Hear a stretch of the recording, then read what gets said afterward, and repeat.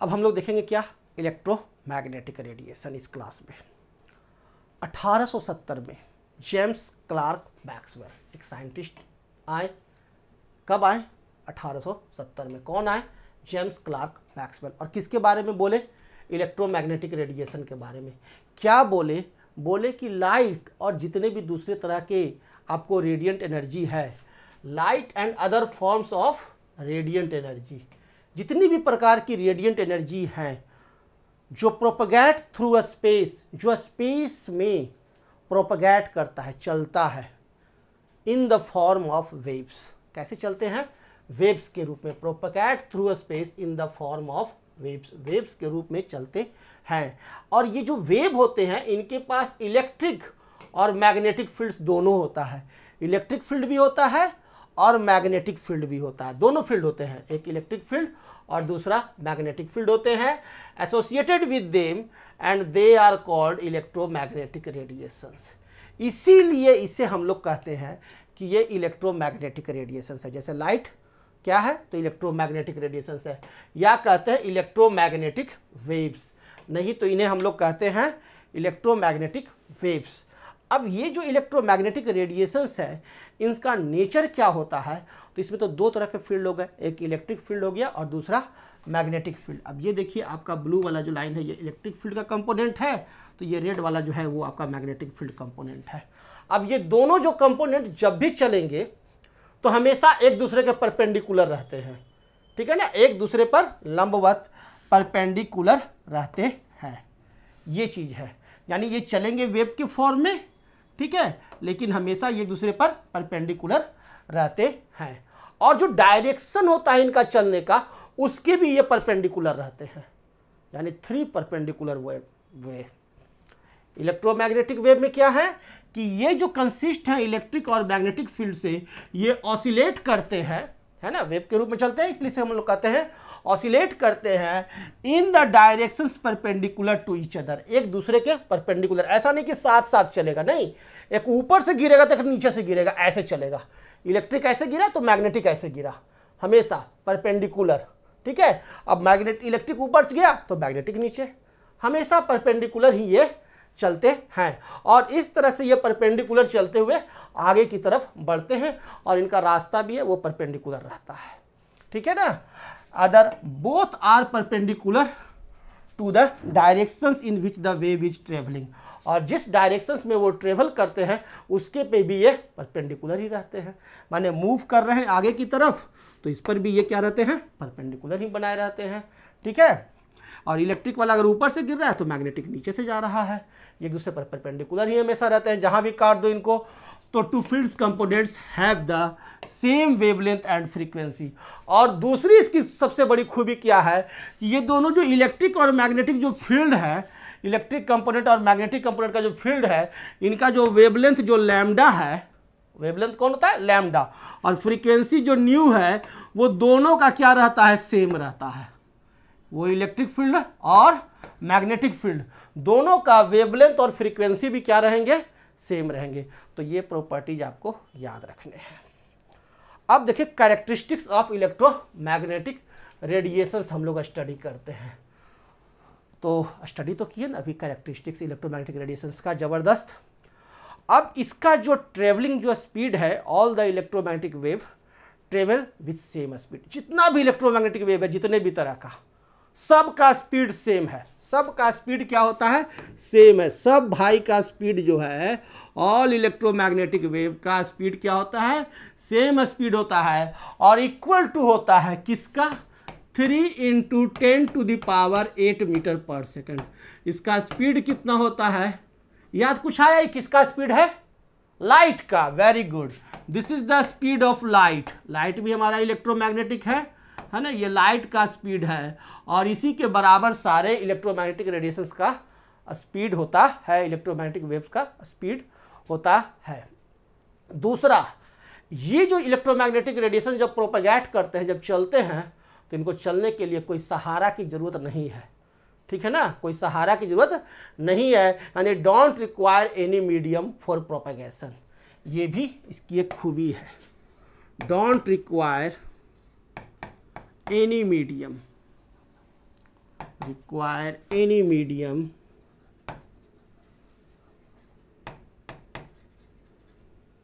for propagation। तो propagation के लिए इसे कोई मीडियम की आवश्यकता नहीं है, और इसीलिए सूर्य से जब प्रकाश यहाँ पहुँचता है धरती पर, किसी भी तरह का रेडिएशन जितने भी तरह के आते हैं सारे रेडिएशन कैसे रहते हैं, इलेक्ट्रोमैग्नेटिक, और उनके स्पीड क्या रहते हैं जो तो आप देख ही रहे हो, ठीक है, और वो वैक्यूम में आसानी से चलते हैं। तो light reaches from the sun through empty space. Clear है? क्यों? क्योंकि वो सब इलेक्ट्रोमैग्नेटिक रेडिएशन है। तो इलेक्ट्रोमैग्नेटिक रेडिएशन समझ में आ गया। तो अब एक नया टर्म और आ गया, इलेक्ट्रोमैग्नेटिक स्पेक्ट्रम। एक्सरे करवाते हो ना, अल्ट्रासाउंड करवाते हो ना, है ना, देखते हो बड़ा ध्यान से। अब इसका भी अल्ट्रासाउंड जरा कर दे इलेक्ट्रोमैग्नेटिक रेडिएशन का। तो इलेक्ट्रोमैग्नेटिक स्पेक्ट्रम क्या है? ये एक अरेंजमेंट है। हम लोग असेंडिंग ऑर्डर डिसेंडिंग ऑर्डर पढ़े ना बचपन में, बस वही है। इसको भी असेंडिंग ऑर्डर और डिसेंडिंग ऑर्डर में हम लोग सजाते हैं। कैसे सजाते हैं? दो तरीका है। एक तरीका क्या है? वेवलेंथ। एक पकड़ोगे किसको? वेवलेंथ, और दूसरा पकड़ोगे फ्रीक्वेंसी। दो चीज पकड़ लो, ठीक है ना। एक पकड़ेंगे क्या? वेवलेंथ, और दूसरा क्या पकड़ेंगे? फ्रीक्वेंसी। ABCD पढ़ा है ना, A to Z पढ़ा है। अब वेवलेंथ बताओ किधर से नजदीक है, W की तरफ से कि A की तरफ से? W की तरफ से, है ना, यानी बहुत ज्यादा बढ़ा हुआ है। A से बहुत ज्यादा है, यानी इसका काउंटिंग बहुत ज्यादा है, यानी increasing wavelength. Increasing wavelength order, यानी बढ़ते बढ़ते बढ़ते चला गया W, ठीक है। तो W जब रहेगा तो इंक्रीजिंग वेवलेंथ हो गया। क्यों? क्योंकि A से बहुत दूर चला गया। तो इंक्रीजिंग वेवलेंथ के ऑर्डर में, और फ्रीक्वेंसी किसके नजदीक है? A के नजदीक है, यानी स्टार्टिंग है, यानी डिक्रीजिंग।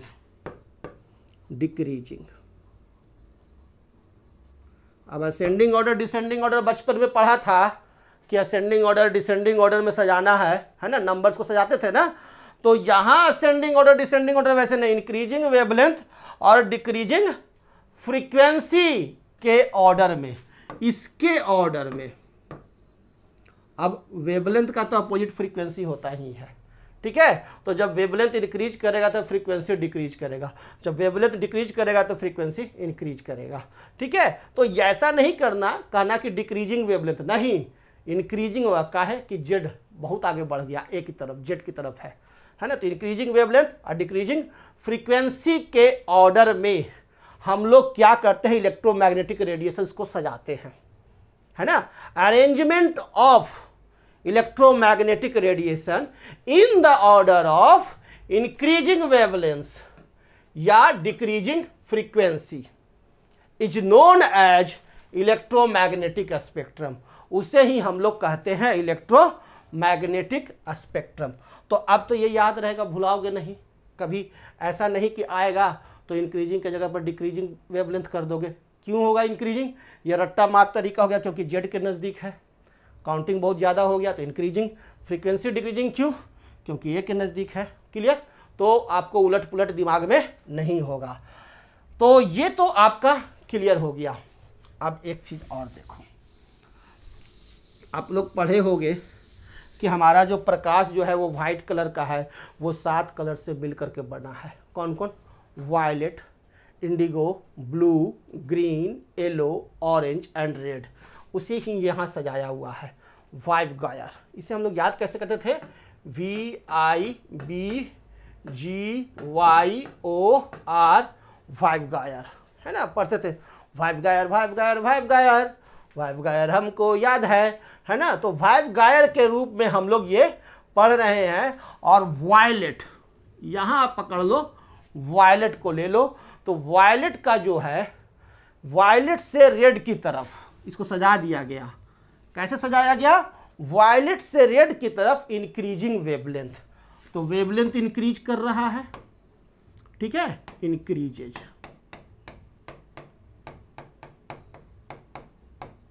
क्या? तो वेवलेंथ। जब भी हम सजाते हैं तो कैसे? वेवलेंथ इंक्रीज के रूप में। क्लियर? तो वेवलेंथ इंक्रीज के रूप में सजा दिए। तो सब अभी बताओ हमारे को कि सबसे ज़्यादा वेवलेंथ किसका होगा इसमें, रेड का।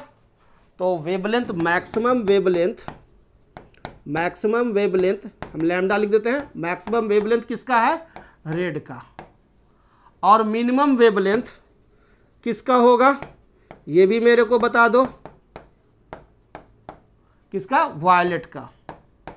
अब ये सब क्लियर हो गया, याद हो गया, क्लियर। इंक्रीजेज वेवलेंथ और डिक्रीजेज फ्रीक्वेंसी, फ्रीक्वेंसी क्या होगा, डिक्रीजिंग होगा, क्यों, क्योंकि ABCD के आसपास है। तो इसको जो हम सजाए हैं इधर, ठीक है ना, तो फ्रीक्वेंसी हमारा क्या है, फ्रीक्वेंसी जो है वो क्या किया है, डिक्रीज किया है, डिक्रीजेज, यही सजाए ना। तो अब ये बताओ मैक्सिमम फ्रीक्वेंसी किसका है, वायलेट का, है ना, क्योंकि डिक्रीजेज है, सबसे ज्यादा इसका किसका होगा, वायलेट का। तो मैक्सिमम फ्रीक्वेंसी, फ्रीक्वेंसी को न्यू से रिप्रेजेंट करते हैं, तो मैक्सिमम फ्रीक्वेंसी किसका हो गया, वायलेट का। और मिनिमम फ्रीक्वेंसी किसका होगा, मिनिमम फ्रीक्वेंसी किसका होगा, ये बताओ मेरे को, किसका होगा, रेड का, क्योंकि डिक्रीजेज है। तो ये अब आपको याद हो गया, कंफ्यूजन नहीं होगा, एग्जाम में आएगा तो बना डालोगे। छोटा छोटा लॉलीपॉप क्वेश्चंस आ जाता है और लॉलीपॉप को कैच नहीं कर पाते हैं, गिर जाता है बॉल, क्रिकेटर खड़ा रह गया, एग्जाम से हम आउट हो गए। तो लॉलीपॉप नहीं छूटना चाहिए। अब इलेक्ट्रोमैग्नेटिक स्पेक्ट्रम जो हम लोग देख रहे हैं, तो जानते हैं किसको सजाया गया है, इलेक्ट्रोमैग्नेटिक रेडिएशंस को। अब रेडिएशंस में आपका गामा रे भी रेडिएशन ही है, इलेक्ट्रोमैग्नेटिक रेडिएशन है, इलेक्ट्रोमैग्नेटिक वेव है, एक्सरे इलेक्ट्रोमैग्नेटिक वेव है, अल्ट्रावायलेट, इंफ्रारेड, माइक्रोवेव, माइक्रोवेव घर में जो खाना बन रहा है माइक्रोवेव इलेक्ट्रोमैग्नेटिक वेव है, FM रेडियो इलेक्ट्रोमैग्नेटिक वेव है, AM wave, long radio waves, ये सारे के सारे जो है ना, ये क्या है, इलेक्ट्रोमैग्नेटिक वेव है। और इनका अरेंजमेंट जब भी होता है, जब भी हम इनको सजाए हैं, तो कैसे सजाए हैं, इंक्रीजेज वेवलेंथ। मानिए ये इधर से इधर की तरफ जब सजा हुआ है ना, तो ये इंक्रीजेज वेवलेंथ है, इंक्रीजेज वेवलेंथ।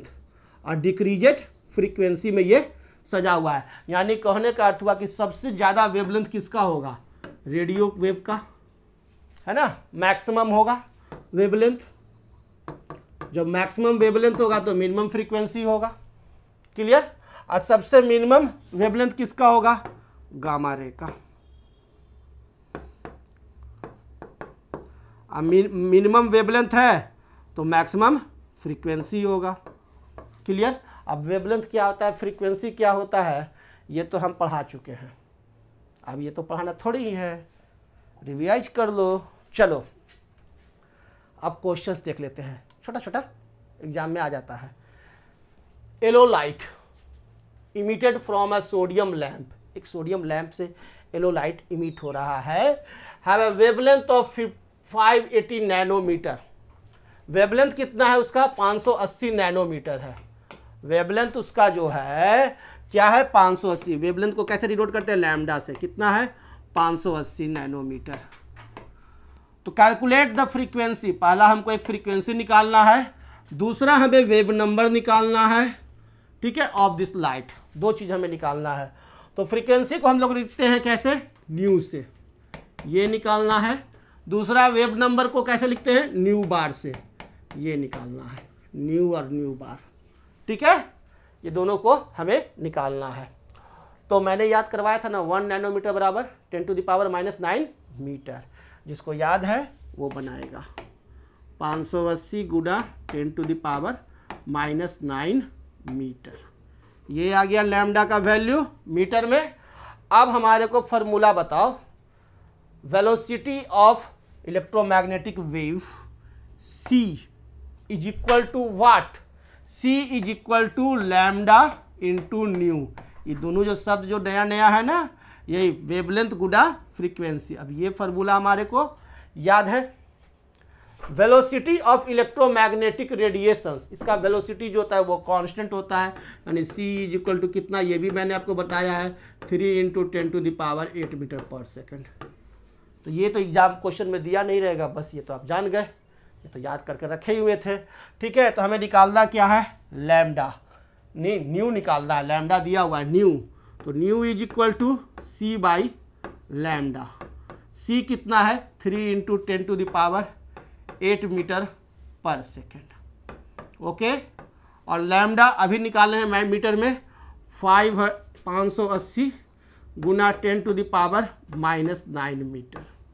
ओके, आ गया ना, सेम यूनिट में है, तो ये पर सेकेंड इसका यूनिट होगा, है ना, या हर्ट्ज होगा।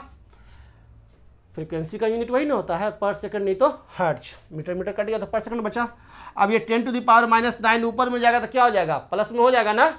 बाकी इसको सॉल्यूशन करना, हल करना, काट छाट करना आपका काम है, कर लोगे ना, तो वो प्रैक्टिस कर लेना। कितना आएगा मेरे को बता दो, कितना आया 5.17 इंटू 10 टू द पावर 14। ये क्या यूनिट हो जाएगा, पर सेकेंड, है ना, पर सेकेंड, मीटर मीटर कट गया। This is the answer. तो न्यू निकल गया। अब वेब नंबर निकालना है, तो wave number nu bar is equal to 1 by lambda, that is equal to 1 by 580 into 10 to the power -9 metre. ठीक है, क्लियर है, ये हो गया। तो इसका जो हमारे को यूनिट आएगा वो क्या आ जाएगा, पर मीटर में आएगा, है ना, पर मीटर में आंसर आएगा, क्योंकि मीटर नीचे आ गया तो पर मीटर में जाएगा। तो कितना आएगा, इसको डिवाइड करने पर 10 टू पावर -9 ऊपर जाए तो 10 टू पावर 9 आ जाएगा, है ना, और फिर हम इसको डिवाइड करेंगे तो 100 कर देंगे तो 10 टू पावर 7 हो जाएगा।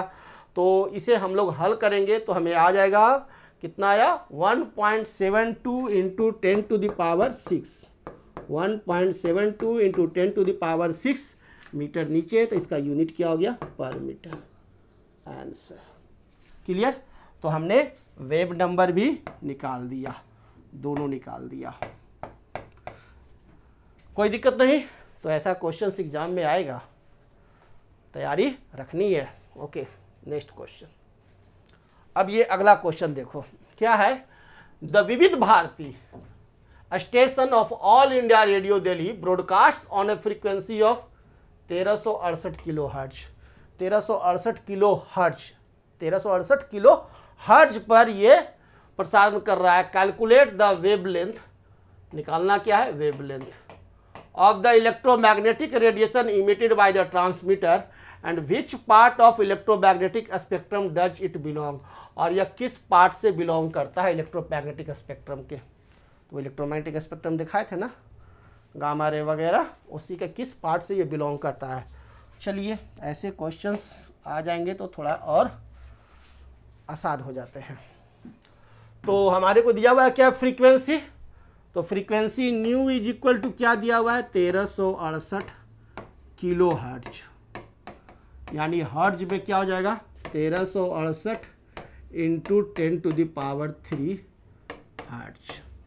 ऐसा यूनिट बदल दिए, दैट इज सेकंड में, इसको भी पर सेकंड बोल सकते हो, हर्ट्ज बोलो और नहीं तो पर सेकंड बोलो, बात बराबर ही है।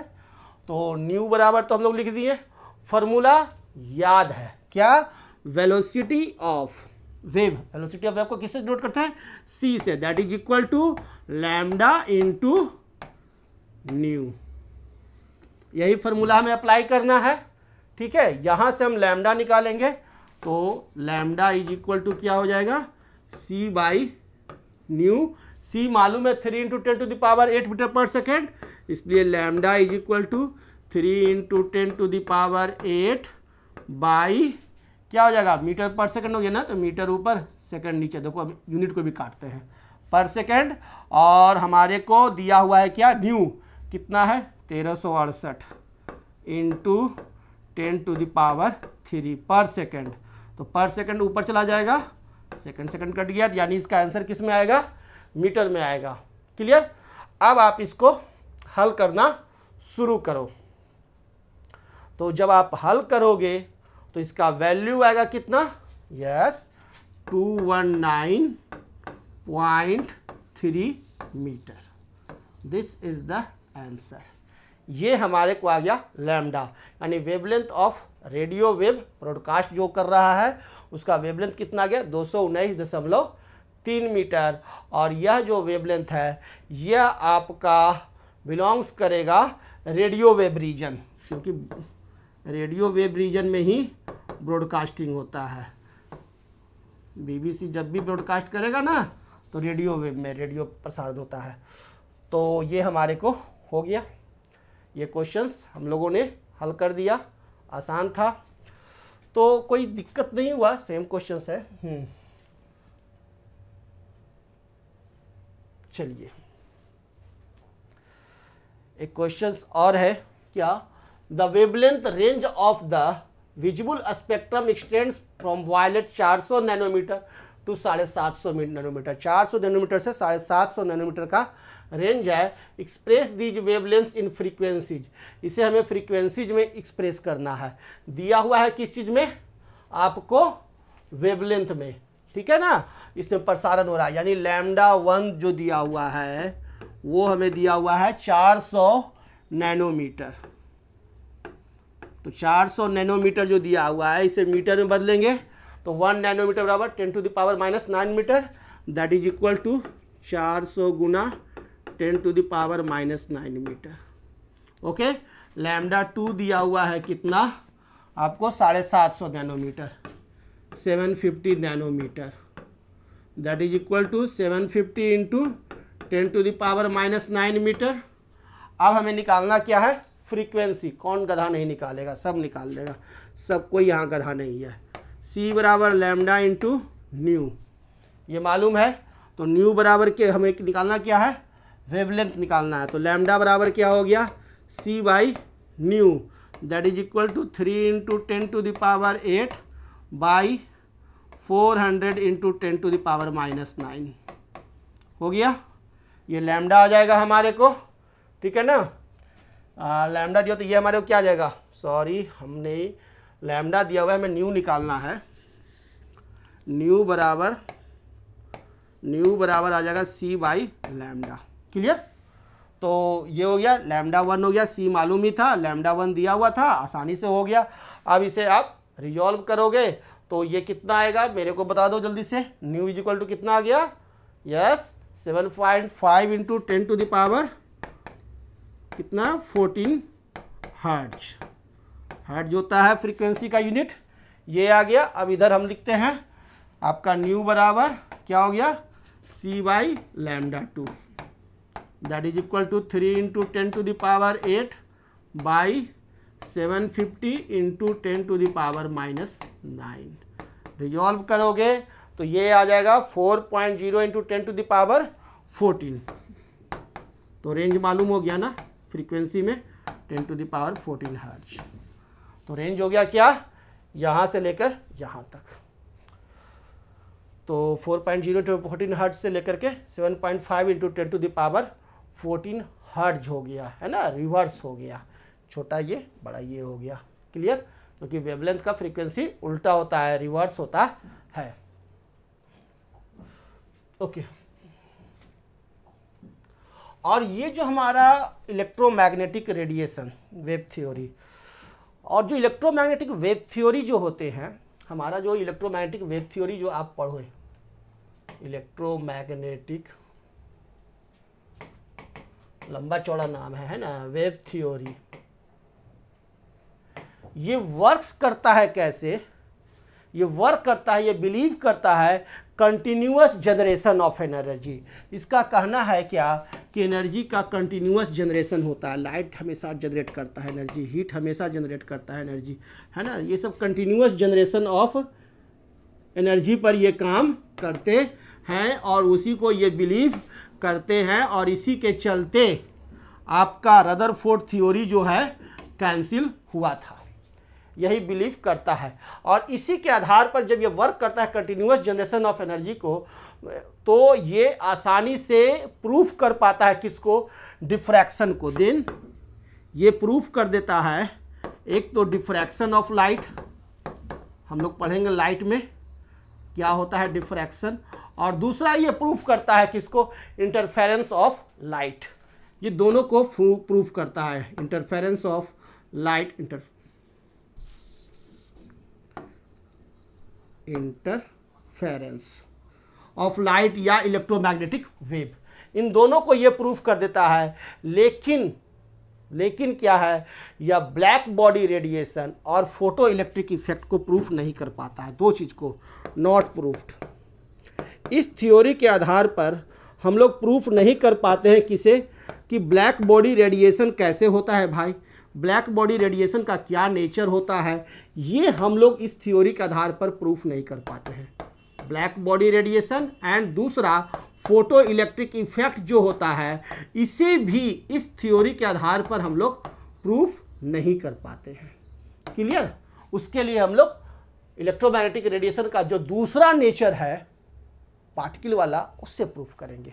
वेव थ्योरी के आधार पर नहीं प्रूफ होगा तो दूसरे तरह के आधार प्रूफ होगा। तो ये सब चीज़ें हम लोगों को गहन अध्ययन करना पड़ता है, तब जाकर फिर हम लोग बोर थ्योरी में प्रवेश करेंगे। अब ब्लैक बॉडी रेडिएशन क्या होता है, फोटो इलेक्ट्रिक इफेक्ट क्या होता है, ये नेक्स्ट क्लास में देखेंगे। तब तक के लिए आप लोग रिवाइज करो। Thank you.